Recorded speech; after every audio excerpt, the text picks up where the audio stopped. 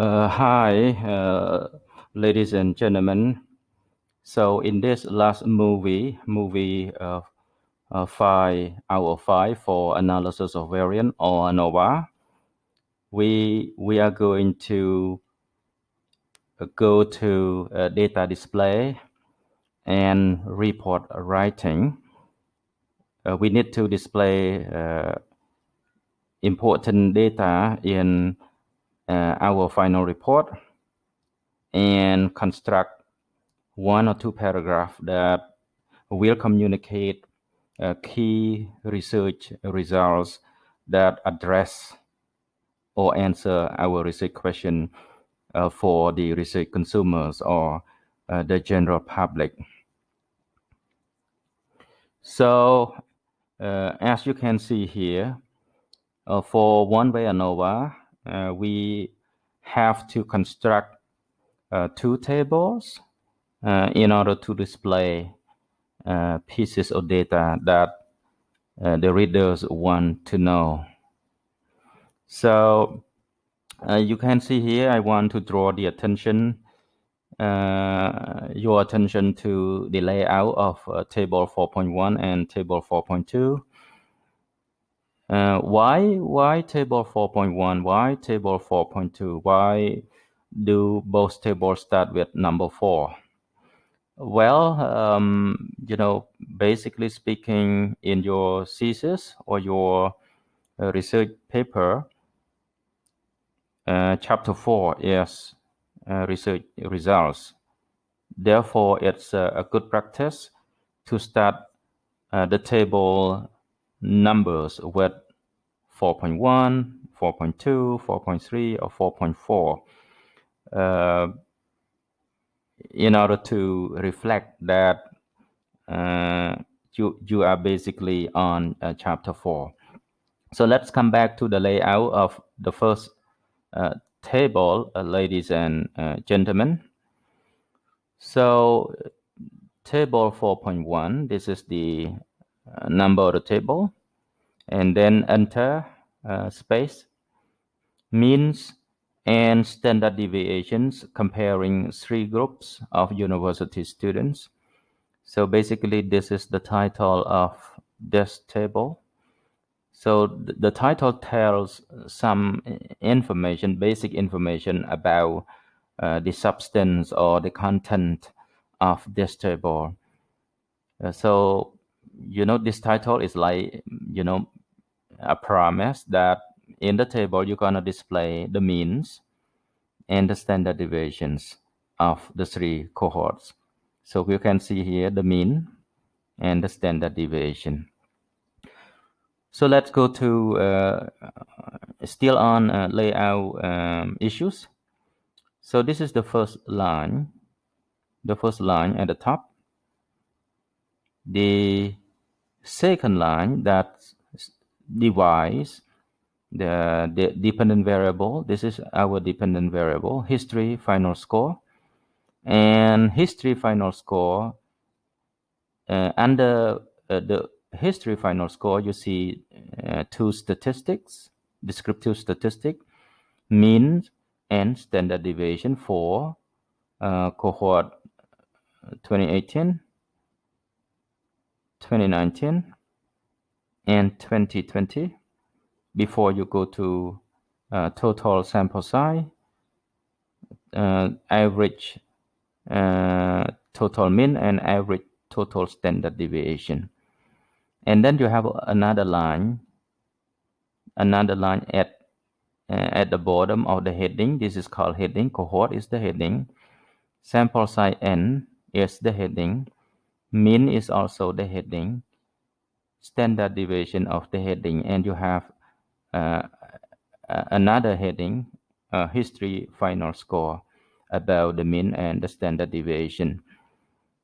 And then finally, ladies and gentlemen, we have the last line that somewhat closes this table. You might be wondering, how can you construct a beautiful table like this? Basically, I did it in Microsoft Word. I insert rows. You can expect the first row, second row,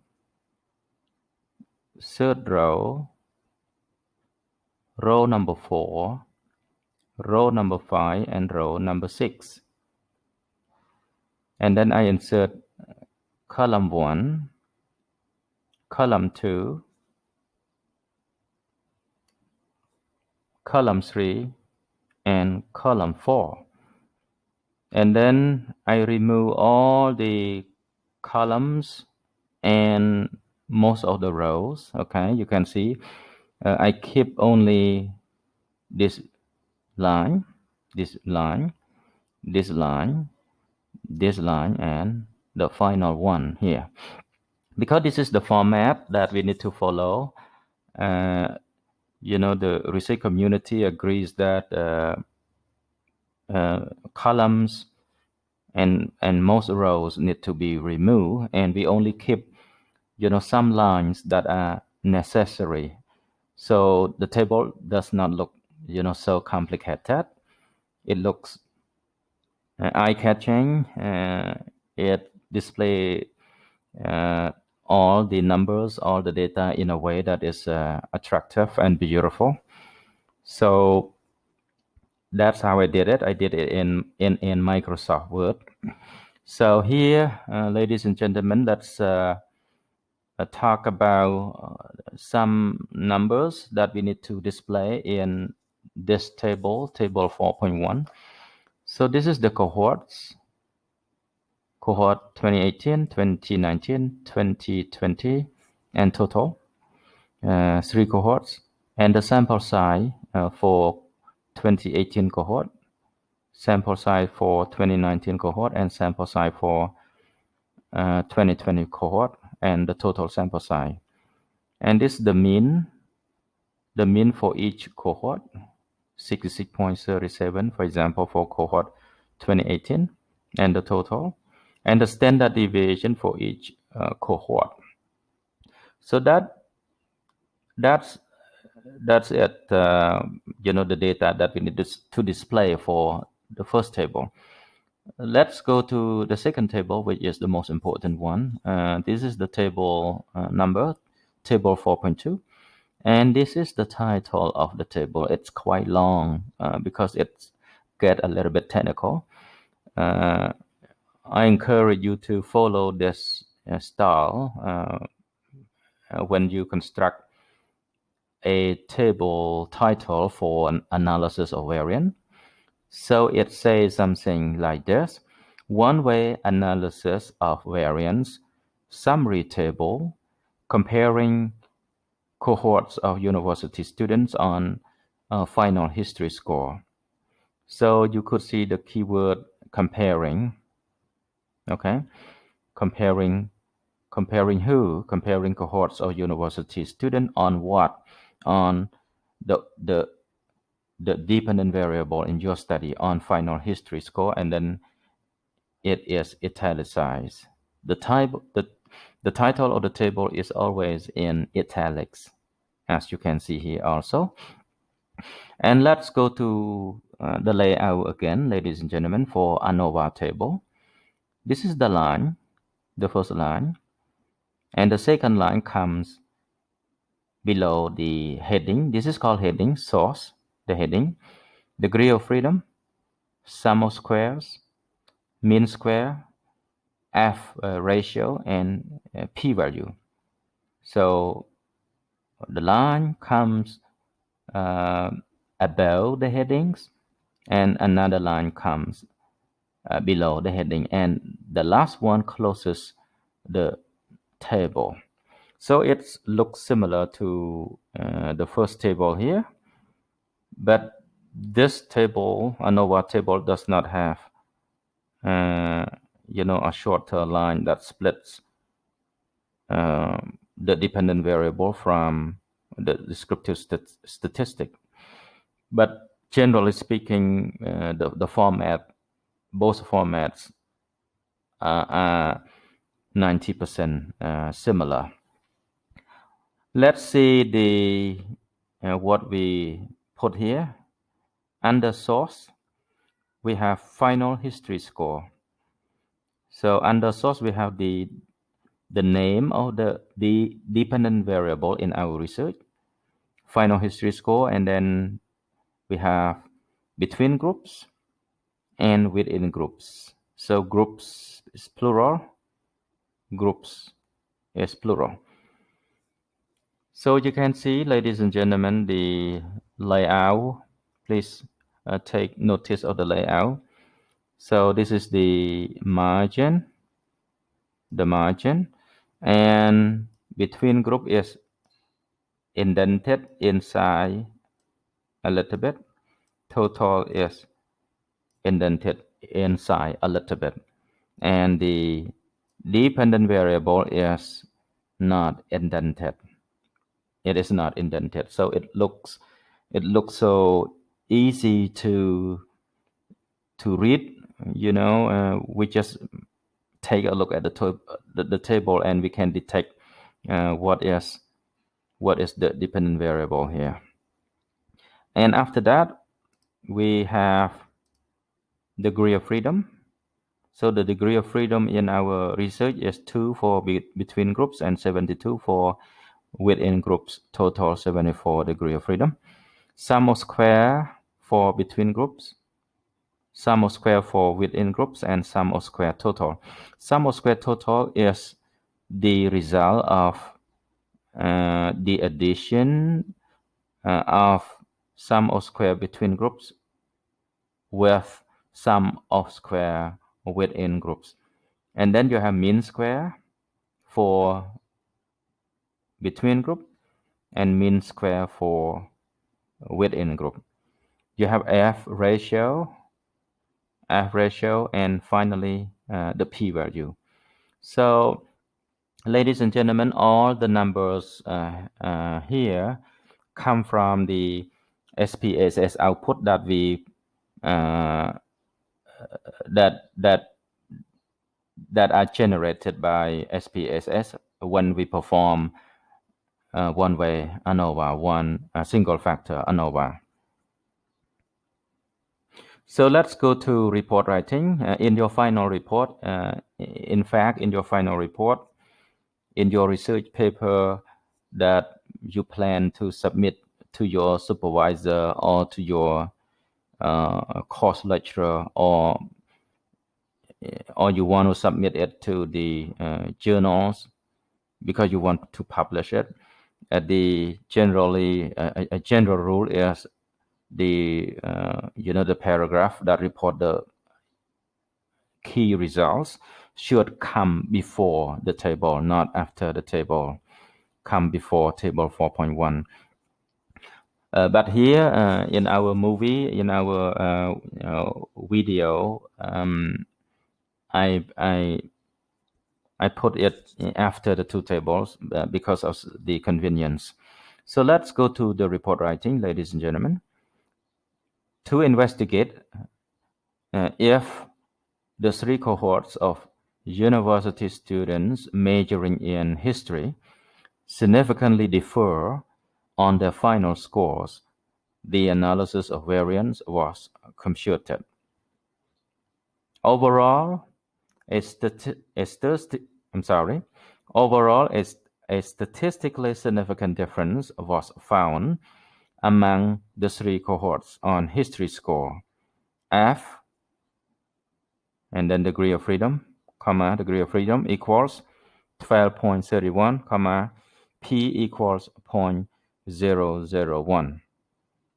Table 4.1 shows an average score of 66.37 for cohort 2018, 78.90 for cohort 2019, and 70.28 for cohort 2020. Since groups' variances were equal, two-key HSD was performed to detect differences among the three groups. Two-key HSD post-hoc test shows that cohort 2019 scored higher than cohort 2018 with a very large effect size, P less than 0.05, D equal 1.28. Similarly, cohort 2019 significantly differed from cohort 2020 with a large effect size, P less than 0.05, D equal 1. However, there was no significant difference between cohort 2018 and 2020 on the history subject result. So this is the my second draft of the research report. I believe that as writers, we need to go to first draft, second draft, third draft, draft 4, draft 5, and final draft. The more drafts we go through, the better our writing. At the end of the day, we want to produce a report that is sharp and direct. That's a good piece of writing, sharp and direct. So you could see here, ladies and gentlemen, let's deconstruct the report a little bit. This is a very important sentence. So this sentence is based on the ANOVA table from SPSS output. So in your research, in our research, we found a significant difference among the three groups on the history score, and we report F. Okay, F is italicized, degree of freedom for between group, degree of freedom for within group in the parentheses, and then the F ratio and the exact p-value that we take from ANOVA table. Since the overall ANOVA or global ANOVA is significant, we need to perform a post-hoc test. Okay, we need to perform a post-hoc test. In our situation, we perform 2-key HSD post-hoc test because, as you could recall, variances of the three groups are equal. And when we report, the difference of the pair or group, the pair, okay, for example, cohort 2018 and 2019, or 2018, 2019, 2018, 2020, or 2019, 20 with 20, it's important for us to also include the effect size D. I remember in our lessons on independent sample t-test, we also learn how to compute D, and I will present the interpretation of the effect size D, and also walk you through its formula again in the next slide. So that's how we construct the report, ladies and gentlemen. So another key concept before we finish our movie, what if assumption number 2 is violated?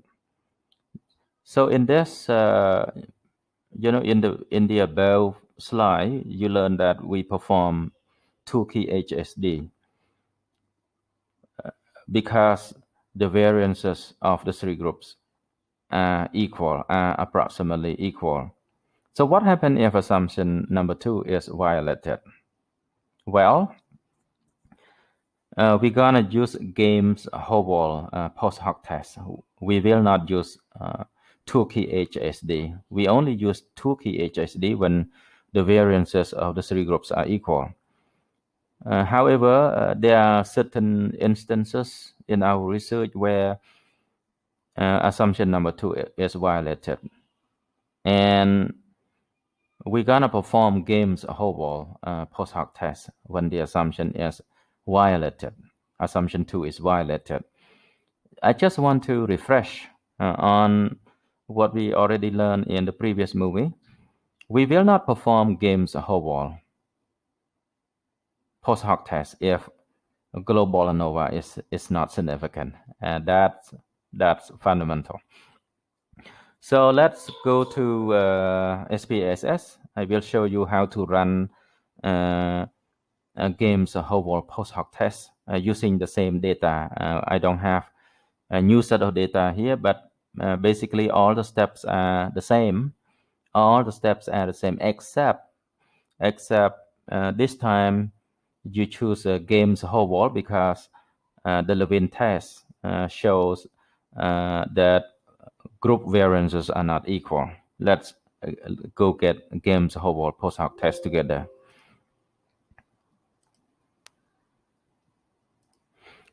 So imagine the three cohorts variances are not equal. But ANOVA, the global ANOVA, is significant. We need to perform post hoc tests in order to check which group differs from one another. So we go to analyze, we go to compare means, we go to one-way ANOVA. So we're gonna move the cohort here, all the same steps, We go to option, we click descriptive, homogeneity of variant test, means plot, exclude cases analysis by analysis, continue, and then we go to post hoc and imagine the variances of the three groups are not equal, so we must not use one of the post hoc tests here. These tests are designed for implementation for use when equal variances are assumed. Now we go to we have a couple of post hoc tests when equal variances are not assumed. In other words, when assumption number 2 is violated. So we're gonna choose games whole, and we click continue, and we click OK. So basically exactly the same. The first table, ladies and gentlemen, descriptive. Test of homogeneity of variances. But since I use the same data, it's not significant. But imagine this is significant.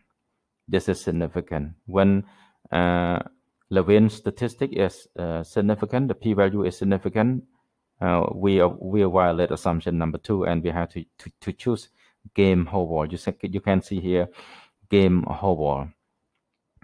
Okay, that's how we use post hoc test, Turkey HSD versus games whole wall test. So let's come back to our slide.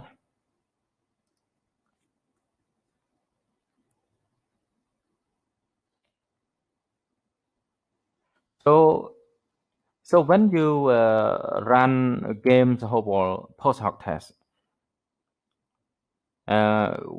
what kind of report writing are you going to produce? Basically, everything is the same. The way you report your results is very similar to the way you report Turkey HSD results. So in order to make it easy, I have prepared a sample report where I use a games whole wall post hoc test as a sample, as an example for you here, ladies and gentlemen. Let's go. There was also this is the second piece. In fact, you need to report the overall ANOVAs first, and then you report post hoc test result. There was also significant mean differences on level of exercise between the low income group and both the middle income group, P and D, and the high income group, and then P value and D value using the games whole wall post hoc test. So if assumption number 2 is not violated, you can delete games a whole wall and replace it by 2 key HSD post hoc test. So basically, the way we report is exactly the same, except uh, you know the the fact that we need to identify which post hoc test we have actually performed in our research. So how do I get the effect size D? As I said earlier, in our movie on independent sample t-test, we also learn 2 formulas for D and how to compute, D using Excel. I feel that Excel program is very, very good. It's way better than calculator, I think. So don't do it manually. Please use Excel in order to compute the value. That's how I do it. That's how I find it useful. So, ladies and gentlemen, this is the formula for computing D for post hoc test. Okay, for post hoc test, if 2 groups are significantly different from each other, we want to know how big is the difference. How big is the difference between cohort 2018 and 2019 and 2020 and 2019? It's not enough, to just communicate the p-value, the significant value. The readers, policymakers, the general public also want to know. I know they say this. I know both groups, perform differently on issues A, issues B, issues C, but you need to go a step further. You need to present to us effect size. If 2 groups are different, we want to know how big is the difference. So how big is the difference is a question that is going to be answered by computing FXID, ladies and gentlemen. There are 2 formulas for FXID.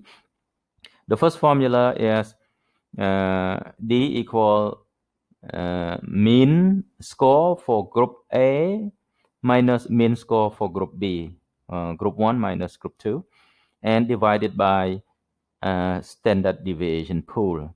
What do we mean by standard deviation pool? I want to refresh again for your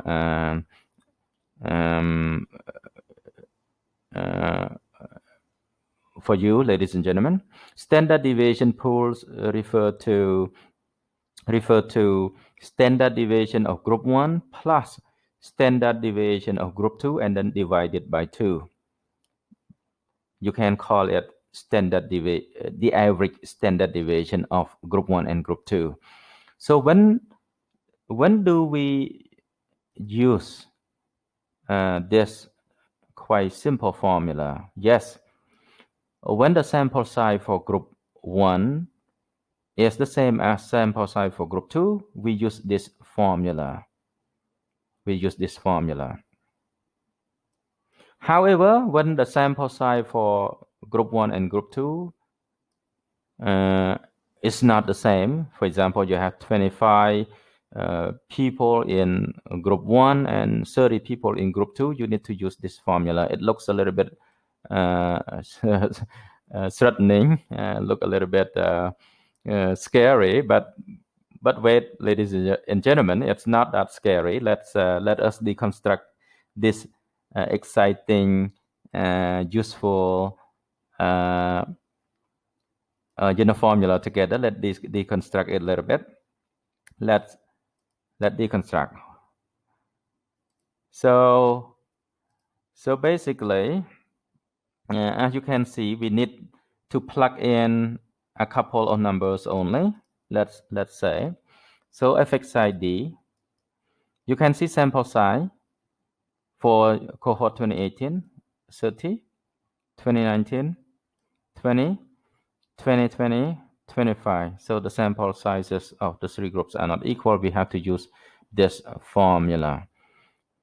So we also learned that the cohort 2018 is significantly different from 2019, and cohort 2020 is significantly different from cohort 2019 because post-hoc tests indicate such results for us. So now we need to compute D for 2018, 2019, and D for 2020 and 2019. So let's plug in.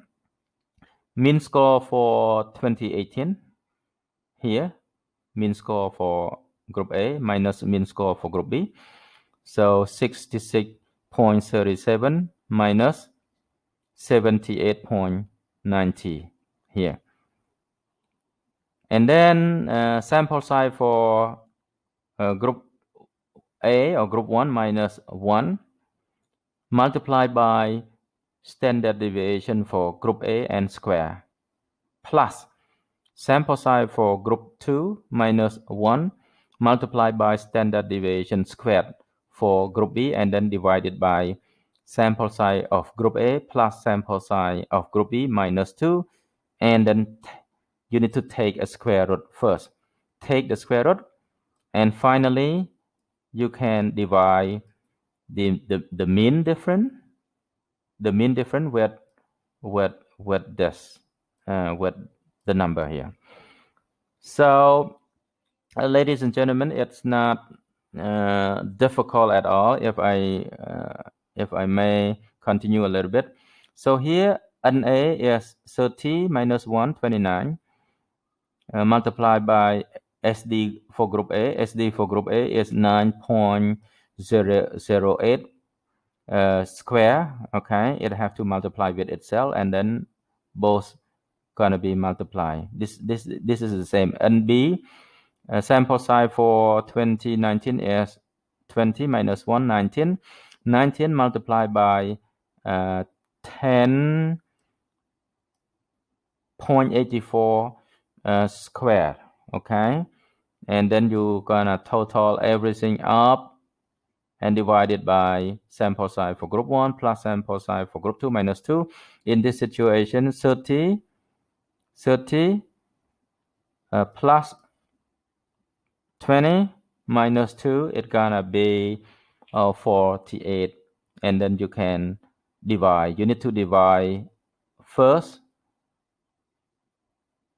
divide both numbers first and take the square root, and finally you divide the mean difference with the final one number in the formula. So honestly speaking, I did it already in Excel, and it was quite interesting to do it in Excel. What you need to do is to have the sample size, the means, and the standard deviation of the first pair and the second pair, and you are ready to go. Ladies and gentlemen, Excel is very, very convenient. So final notes, ladies and gentlemen, we go to how to interpret the effect size D. So effect size D from 0.2 to 0.50, small to medium, 0.50 to 0.80, medium to large, 0.80 to 1, from large to very large, when the effect size D is above 1 or above 1, the difference between the two groups is considered very, very large. So I would like to credit this table and also the formula, to Morgan AR 2011, his book entitled IBM SPSS for Introductory Statistics, Use and Interpretation for Sedition, Morgan AR 2011. So this is the end of part 5 for ANOVA, ladies and gentlemen. This movie movie 505 is a little bit long because it's good for us to finish Anova in 5 movies rather than in 6 movie. So you might say this is the end of the movie, but wait a little bit, ladies and gentlemen. What comes after One-Way Anova? What comes after this lesson? Yes, we are going to two-way ANOVA. We are going to learn how to learn some concepts related to two-way ANOVA or factorial ANOVA. Yes, you know, normally we pronounce factorial and factorial. That's what I learned when I was young. So we are going to go to two-way ANOVA or factorial ANOVA after this. So that's it, ladies and gentlemen. Before I conclude this movie, I want to uh, offer you 3 best wishes: happiness, happiness, and happiness. Thank you.